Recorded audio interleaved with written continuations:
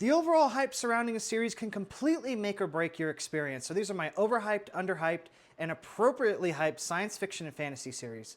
Let's get into it. All right, we're gonna start off with a little bit of a hot take here, so bear with me, but I think that the Poppy War trilogy is criminally overhyped. I think it's a good series, not a great series, but I really do not like the main character. Like, why does she start ripping Newports in the middle of this book? I don't understand why. Now, the Greenbone Saga, that is that girl. She is criminally underhyped. I absolutely need everybody to read this. I think this is genuinely my favorite trilogy of all time. And speaking of criminally underhyped, we have to talk about the Hyperion Cantos. This is one of the most criminally underhyped, especially classic science fiction series of all time. It should be up there with Dune and Foundation, yet it is rarely spoken in the same sentence.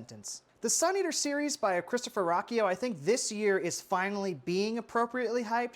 Previous from this year, it is definitely criminally underhyped. However, I think with the nature of epic fantasy like this, it has a very long tail approach to fandom. So I think it will become more and more popular as more people read it. So I think it is appropriately hyped for now. The Faithful and the Fallen by John Gwynne is so underhyped. I need way more people to read it. I know the Bloodsworn Saga is way more popular, but this one may be his best work.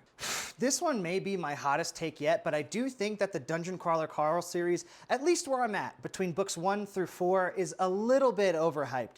I think I understand why people are so addicted to this. The formula is very, very entertaining, akin to like a Fast and the Furious or a Transformers movie franchise. I think it has the bones of greatness, but it is not very emotionally deep at all, and it can be a little bit repetitive. So for books 1 through 4, I do think it is somewhat overhyped. The Stormlight Archive with Brandon Sanderson, I don't really know where this is going to land. I think it is appropriately hyped. It definitely deserves all of the praise and love that it gets, and I think that accessibility is a very underhyped quality of a series. One of the best things about this series, and this book in particular, is that once you read a book of this size, you realize, man, I really can get through chunky books. Red Rising by Pierce Brown is, oh no, I'm just kidding. I would never say that about Red Rising. This is my baby girl. This is my favorite series of all time. I think it is appropriately hyped. It is definitely on the high end of the hype level right now, but I think for good reason. It is accessible to new readers, and it's also excellent for experienced readers once you get into the later 3 books. So that's why I think this is